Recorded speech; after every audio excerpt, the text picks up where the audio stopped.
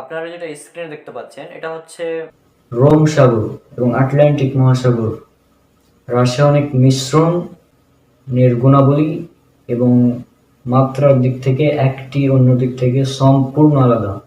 জিব্রাল্টারের দুই সমুদ্র মিলন কেন্দ্রের কাছাকাছি সমুদ্রের তলদেশে গবেষণা চালালেন। এখান থেকে তথ্য পেলেন জিব্রাল্টারের উত্তর তীর আর দক্ষিণ তীর থেকে আশাতীতভাবে একটি মিষ্টি পানির ঝর্ণা উঠলে উঠছে। এই বড় ঝর্ণাটি উভয় সমুদ্রের মধ্য দিয়ে ৪৫ ডিগ্রি সূক্ষ্ম কোণে দ্রুত গতিতে অগ্রসর হয়ে চিরুনির দাঁতের আকৃতি ধারণ করে, আর এই দাঁতের আকৃতি এর গঠনটি একটি বাঁধের ন্যায় কাজ করে। আর এই ক্রিয়াকলাপের ফলে রোম সাগর ও আটলান্টিক মহাসাগর একটি অপরটির সাথে মিশতে পারে না। আর ১৯৪২ সালে শতাধিক মেরিন স্টেশন বসিয়ে স্যাটেলাইটের মাধ্যমে পরীক্ষা করেন। পরীক্ষা করার উদ্দেশ্য ছিল ঠিক কোন বিষয়টি এই দুটি স্থলের মিলন কেন্দ্রে বাধা সৃষ্টি হয়ে আছে।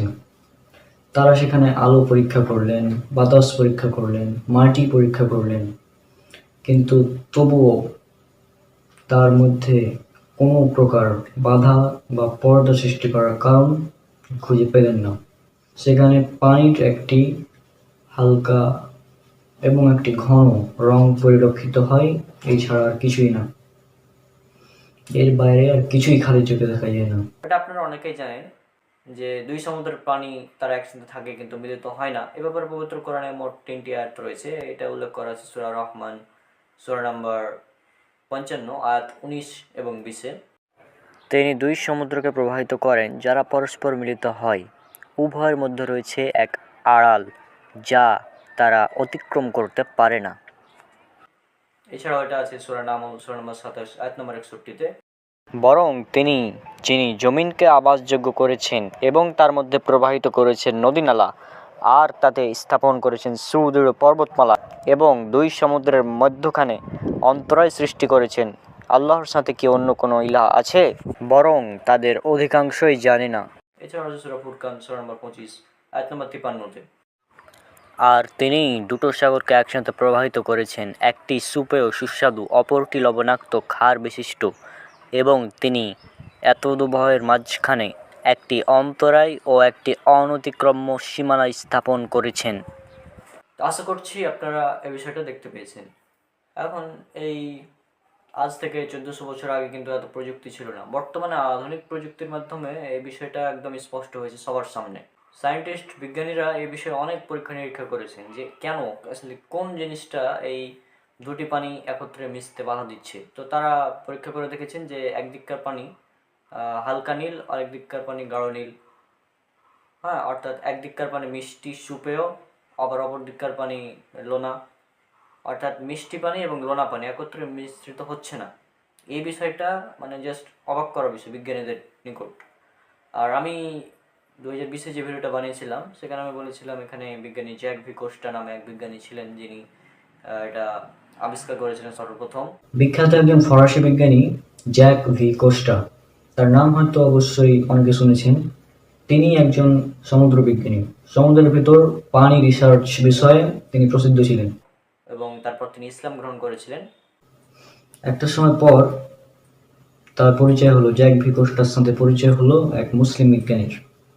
তাদের সাথে আলোচনাকালে জ্যাক ভি কোস্টা যখন তার থিওরি উপস্থাপন করলেন, তখন মুসলিম বিজ্ঞানী তাদের বললেন যে আপনি তো এটা এখন গবেষণা করছেন, আপনার এই তথ্যটি এবং আপনার এই গবেষণার ফলাফলটি আমি শত শত বছর আগের পুরনো একটি বইয়ে দেখাতে পারি, সেখানে স্পষ্টভাবে উল্লেখ করা আছে। এবং জ্যাক ভি কোস্টা এটা শোনার পর তো অবাক। তিনি কৌতূহলবশত জানতে চাইলেন। তখন তাকে পবিত্র কোরআনের দুটি আয়াত দেখানো হলো। তখন বুঝতে পারেন যে এটা কে বলতে পারে। এটা সেই বলতে পারে যে এটার স্রষ্টা, অর্থাৎ আমাদের সৃষ্টিকর্তা। তিনি এই দুটো আয়াত দেখেই তার স্রষ্টাকে চিনে যান এবং তিনি তখনই তৎক্ষণাৎ সেখানে ইসলাম গ্রহণ করেন। সেই মুসলিম বিজ্ঞানীর কাছে? এই বিষয়টা মানে পরবর্তীতে আমি দেখলাম এ তথ্যটা আর খুঁজে পাওয়া যাচ্ছে না। এখন এখানে দুটো বিষয় হতে পারে এই ঘটনাটি মিথ্যা, অথবা হতে পারে এই ঘটনাটি সরিয়ে ফেলা হয়েছে ইউটিউব মানে গুগল থেকে। জ্যাক ভি কোস্টার এই তথ্যগুলো গুগল থেকে সরিয়ে ফেলা হয়েছে, অথবা এটা মানে পুরো ঘটনাটা ভুল ছিল। তা আল্লাহ ভালো জানেন কী ছিল। তো যাই হোক, জ্যাক ভি কোস্টার কথা এখানে আমার প্রয়োজন নাই। এখানে মূল অলৌকিক বিষয় হচ্ছে এটা, সেটা সেটা হচ্ছে যে এই মিষ্টি পানি এবং লোনা পানি বা দুই সমুদ্রের পানি একত্রে যখন প্রবাহিত হয়, দুটি আলাদা আলাদা সমুদ্র, তো একটা অপরটির সাথে কোনোভাবে মিশে না।